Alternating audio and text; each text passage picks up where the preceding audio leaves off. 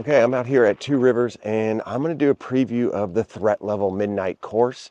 And it's dawn, so it's super early. Oh, this is going to be the long course. So we're going to go ahead and crank up my light here to full brightness. And I'm going to cut through the parking lot. But generally what happens is what we'll do is we'll go along the path over here in front of my truck and hit up this trail over here. Now, the reason why I'm out here so early is to kind of give you a preview of what it's going to be like, because this is a night race. If you're not familiar with this, it's a night race.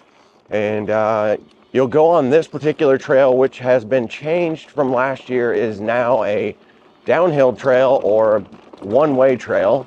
But being that I'm out here super early in the morning to kind of give you guys a preview of this, there's not anybody on the trail system. So I feel safe going on this trail for the short period of time that it's actually here. But this particular race, if you're not familiar with threat level midnight, is a night race that is either 12 hours or 6 hours. And it's basically an endurance race, and it's designed to either be ran solo or with a team. And which makes it super fun. They have e-bike and non-e-bike categories. The last couple times that I've done this race, we've done it in a non-e-bike category, but this year I've got a team of 3 of my friends, and we're going to be running this with the e-bikes this year. So I thought it would be appropriate to kind of show you guys what this looks like. Now, this particular section, like I said, was turned into one way, but for the event, they're opening it up, and man, they have done a lot of work on this trail to really make this nice and smooth. But this particular part of the trail is called Home Run, and it's always been a favorite of mine. And I was kind of sad, to be honest with you, whenever they made it one way, because I love riding it this way. It's really fun now. Riding it the other way is definitely fun also. But I'll put the dates for this race up on the screen. Typically, you would have to be a member of MORC, which is Missouri Off-Road Cyclist Club. But this year, they're opening it up to where anybody can actually do this. And they've got 2 different routes. Wow. They've got 2 different routes. And this particular one is the e-bike route, and also the considering the longer route for analog bike riders. And it's going to be about 6 miles, I believe. It's definitely more technical whenever you look at the way that the trail is laid out and the terrain that we're going to be going over. You got this open run here, and man, it is cold this morning. It's about 40 degrees. Haven't ridden in this temperature in a very long time. Looks like they're doing a lot of raking out here for an upcoming bike race. There's a NICA race coming up. And if you're watching this after October, that NICA race is over. But they're doing a lot of raking. See these little piles of rocks everywhere. And if you're wondering, I am currently running a Magic Shine Montier 12,000. This is Magic Shine's biggest mountain bike light that they make. And I am living on the edge, running a solo light. I don't generally recommend running one light, because if anything goes wrong with the light in the process, you could be going quick without a light. I do have a backup in my bag, but I just didn't put my helmet mount on, so we're gonna run solo. This light is very bright. Got it on peak power right now. So if you're looking for a super bright light, definitely check out Magic Shine. They're a sponsor of 2 things, my channel, and they are also a sponsor of this bike race, which has been a huge help to MORC and putting on this particular race. Having a bike light sponsor this night bike light company sponsor this night race is absolutely awesome. They always send all kinds of prizes and sponsor things like the food. But if you're needing a bike light for this night race, definitely check out magicshine.com.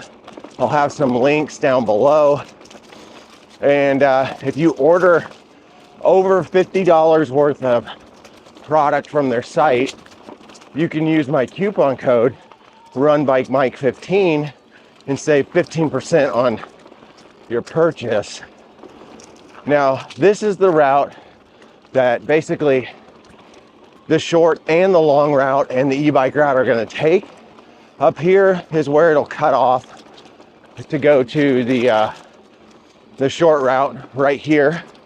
And then up here is where we go for the long and the e-bike route. Ooh, chilly. This section's fun. They just did some nice work on it to make it a little bit better. This area of the Ozarks is really, really rocky. I can't get my seat down, so I'm going to avoid that jump. The dropper wasn't wanting to work, but there's a little jump back there that you can take. Save you a little bit of time. But as the night goes on, as you get tired and sleepy, you're probably not going to want to do that jump too much. It's a super fun one. I wish I would have been more prepared for it, but I wasn't.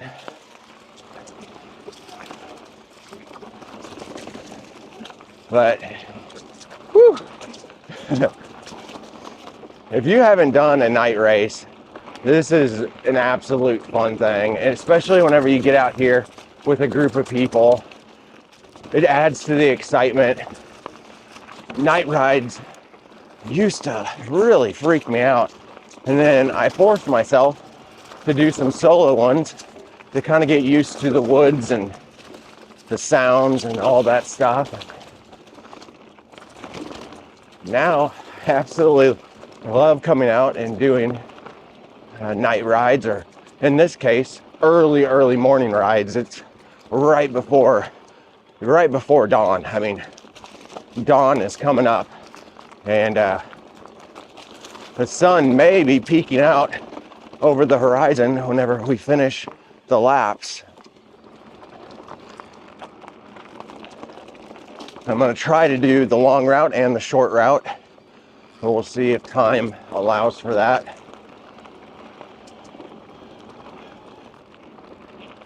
But this is definitely a really good route. You can really tell that they've done a lot of work on this trail here recently.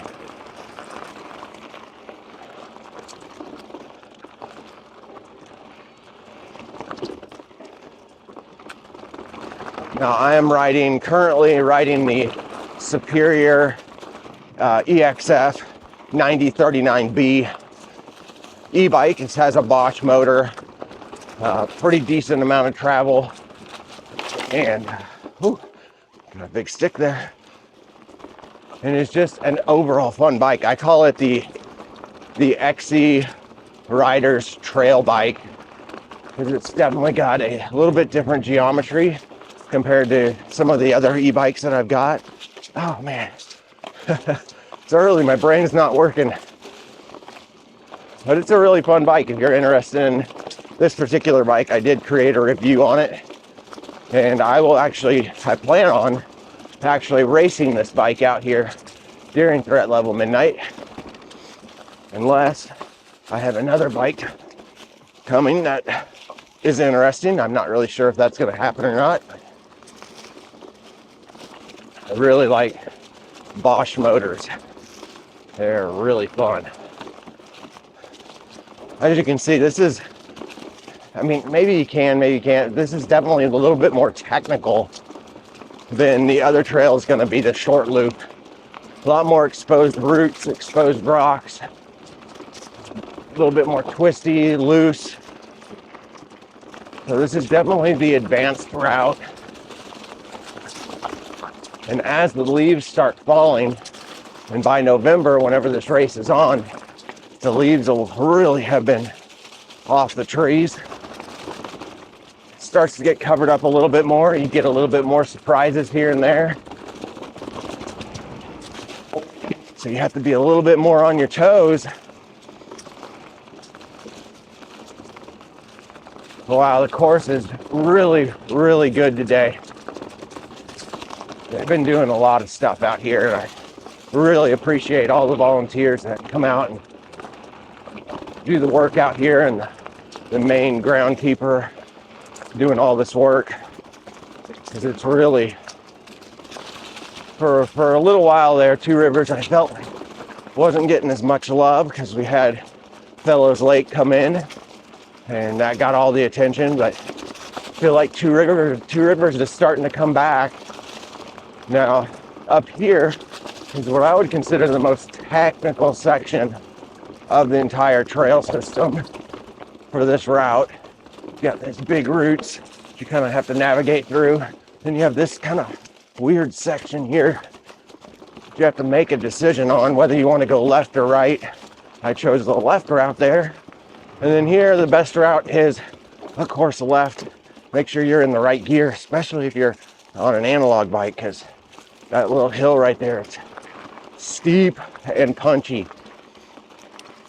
Now, this was nice to see. Again, they did a lot of work here to get rid of years of rain rutting it out. Very nice work.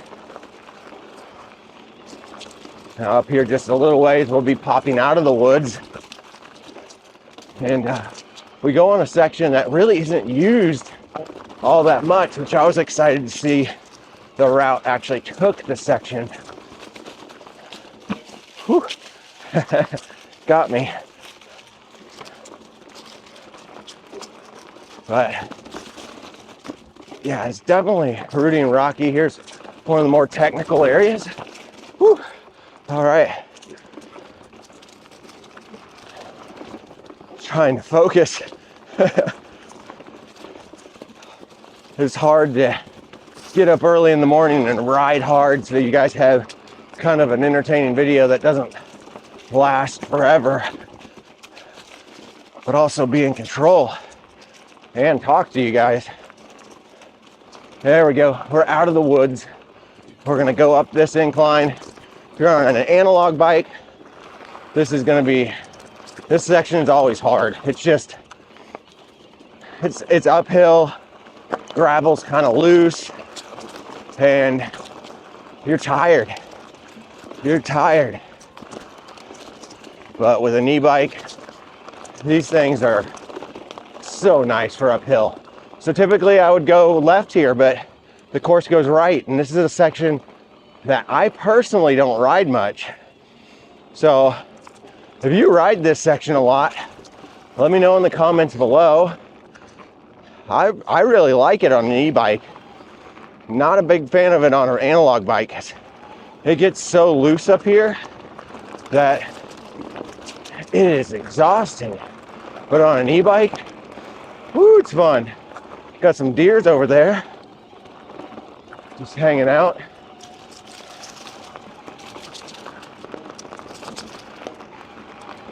Trying to make it through the night, I assume that's what they're doing.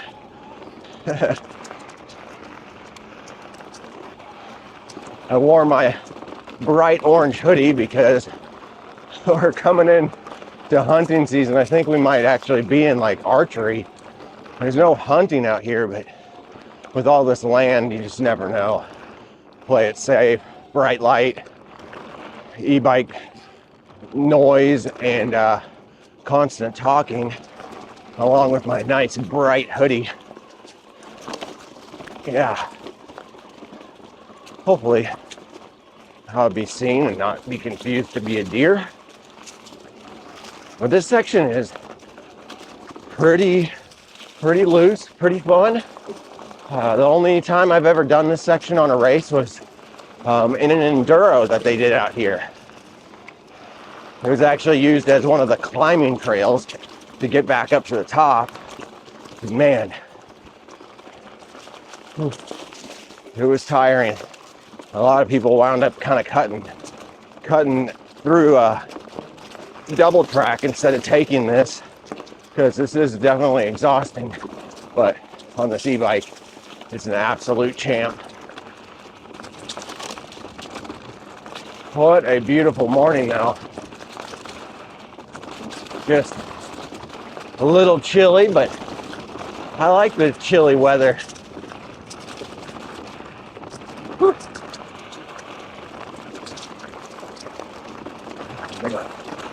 Woo-hoo.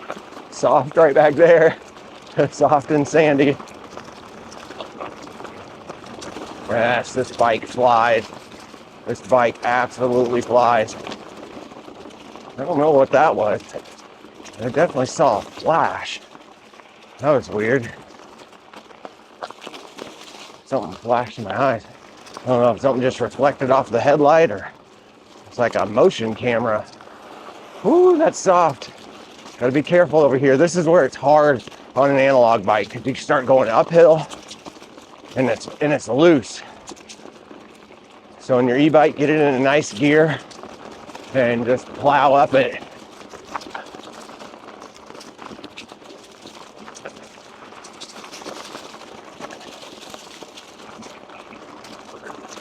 Once we get up to the top up here, there's a little section that's a little bit confusing, and I kind of wonder if they'll eliminate it whenever we get into the race, because we're going to pop into the woods. We'll pop out of the woods, back into the woods for a very, very tiny section, and then out on the road. So here's where we pop out. Nope, sorry, a little premature there. So right up here, it's just a little bit further. Up here coming out, yeah, this section is way hard on an analog bike. Some big chunky rocks, roots, uphill. Now when you're on an e-bike, you've got an analog bike coming up in front of you, make sure you just let them know ahead of time, because you're definitely going to be flying up this compared to an analog bike. Now this event is open, and this park is open to class 1 only e-bikes. So if you have a class 1 e-bike, you can ride out here. That means no throttle and maximum speed of 20 miles an hour. But here's where we cross kind of a double track maintenance road. We pop back in, and then coming up here, we're gonna actually pop out of the woods and go through the double track. So right here, you'd think you'd go straight. Nope, according to the map, you take this left-hand turn and you book it up this double track. Now we're gonna take this all the way up to the downhill drop-in. So lots of deers out today. Just saw a group of them right over there. So be careful here, because there are some dips in the terrain, which if you're not prepared for them, because you think this is going to be flat, it can kind of throw you for a loop, possibly buck you off your bike. So even though this is double track open field, watch out for the holes in the ground.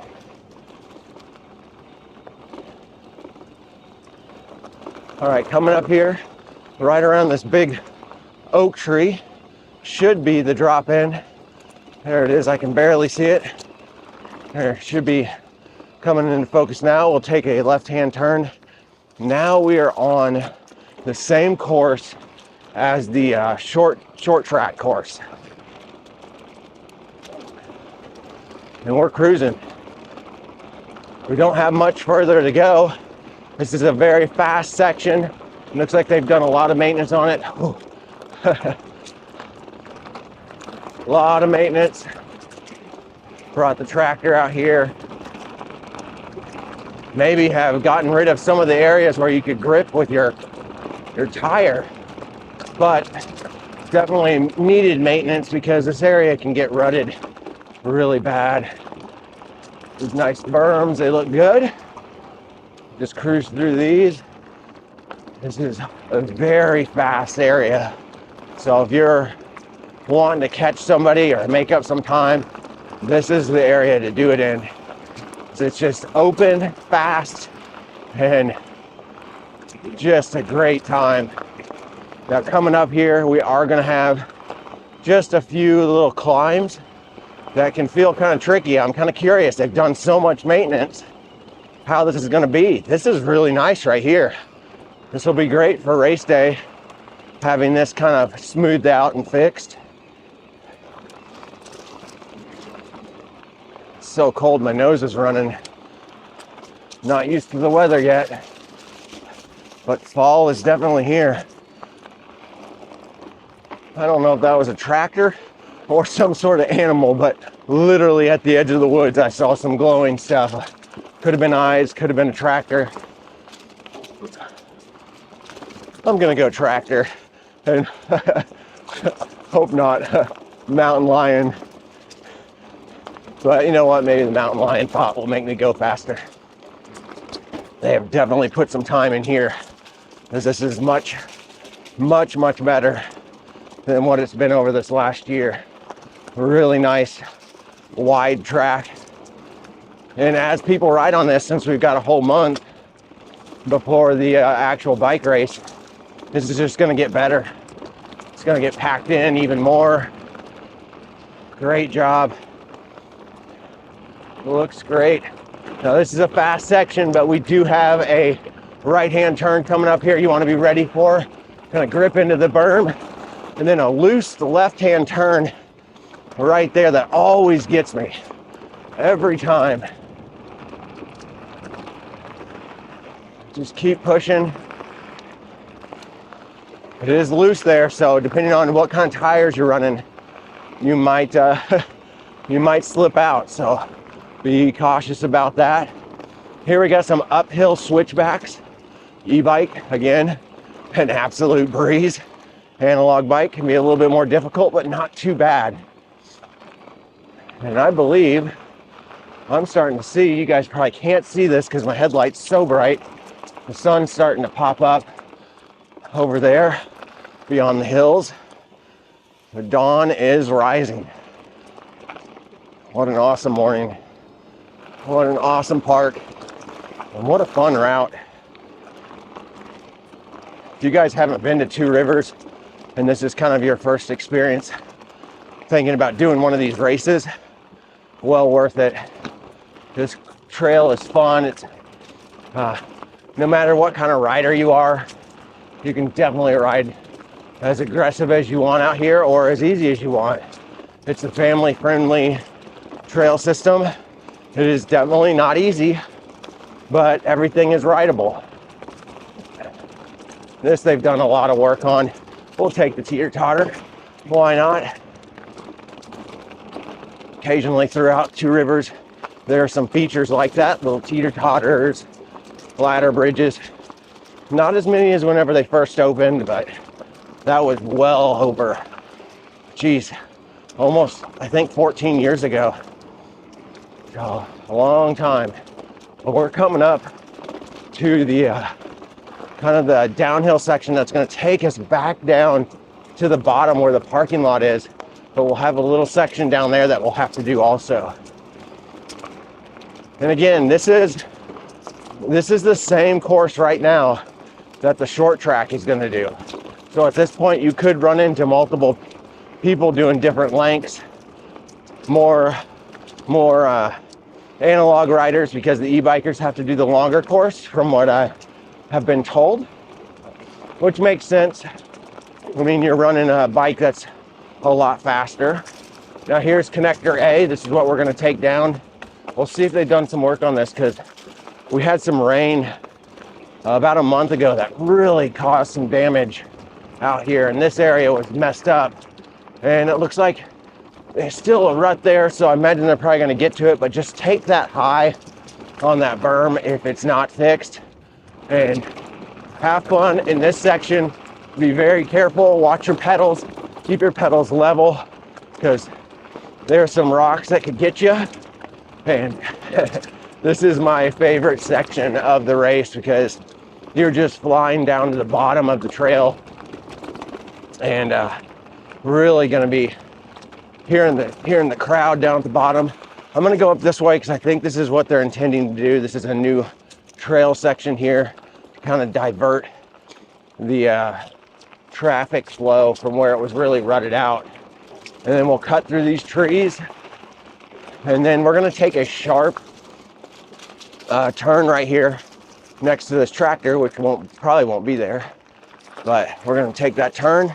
Now this is the scout trail, which is super fun, very fast. You can really make up some time here if you know the course. Not a lot of twists and turns, that's about it. We do have some switchbacks coming up here, but put it full gas at this point. That'll help you catch up to whoever's in front of you, or maybe get you another lap out when it comes to the end of the night. So while we're coming up to the end of this, I'll talk about how each lap is handled at threat level midnight. It's one of the more unique things about it that I absolutely love. So whenever you do a lap, you'll go through the finishing gate. There'll be, of course, everybody kind of camped out there and having a good time, standing around talking, that the people who aren't racing or whose lap isn't up on their team. But whenever you go through, you have to jump off your bike or get off your bike, however you want to do it. And then you have to run through these these upright fenced area, grab a little string, and then in that fenced area, you'll have a sign of your team name or your name, depending on if you're doing solo and you have a team name or you don't. But then you tie that rope to that little sign. And every lap you have to do that. Even if you're going out for multiple laps yourself, you have to get off your bike and you have to tie a rope around your little sign. And at the end of the night, that's how they tally how many people have done laps. And man, it just makes for such a fun experience, because you gotta get that knot tied. And then if you're on a team, your teammate is waiting there to go, but they can't go until you tie that knot and you get out of the fenced area. So really cool, really unique way of doing an event. It just adds to the excitement as you are racing people to tie your little rope around the sign and get in that extra lap, especially when you start getting into like really close to the end of the night. It starts to get real fun because everybody's getting tired and you're kind of wondering, okay, where am I at? What's my team status? Do we have enough to take a podium position for our category? And also, will we get another lap in? So the last couple of years, it's always been the last moment to get in a final lap. So if your teammate comes in at 11:59, ties that knot, and you're through the start gate before 12 o'clock hits, you technically get that lap. You just have to complete it.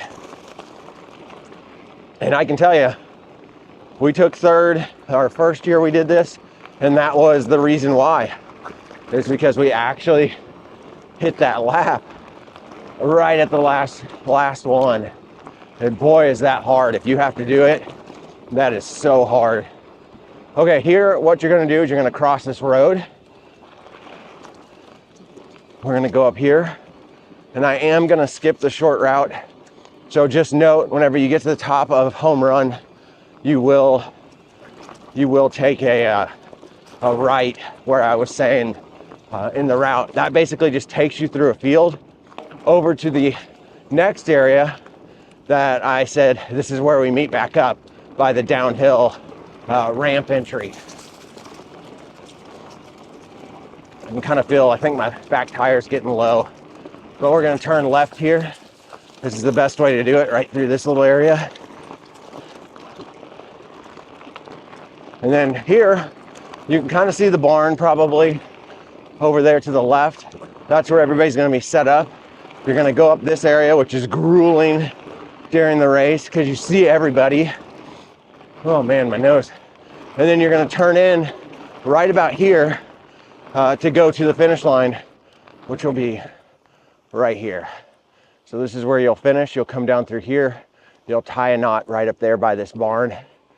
And your friends will exit right by that building and zoom out. So that is the Threat Level Midnight long course, which with kind of a preview of the short course too. You only missed about maybe a quarter mile of the short course. And yeah, I hope to see you guys out there. Bring your lights, make sure you go and you donate or sign up for Mork. And then also, if you need a light, make sure you check out Magic Shine. They've got awesome headlights like this particular one here, the Montier 12,000. This is a beast, but they've got stuff that's much lower. I recommend the Ray 2600 B, and then also maybe the 902S, which is a great light, super compact, external battery, long running life. And then any of the Montier series, Montier 3, 3500, 5000, 6000, 8000. I think that's all of them. They have so many, but definitely check out Magic Shine. Use my coupon code RunBikeMike15. If you spend over $50, you can save 15% on your purchase. All right, guys, hope to see you out at Threat Level Midnight. Peace.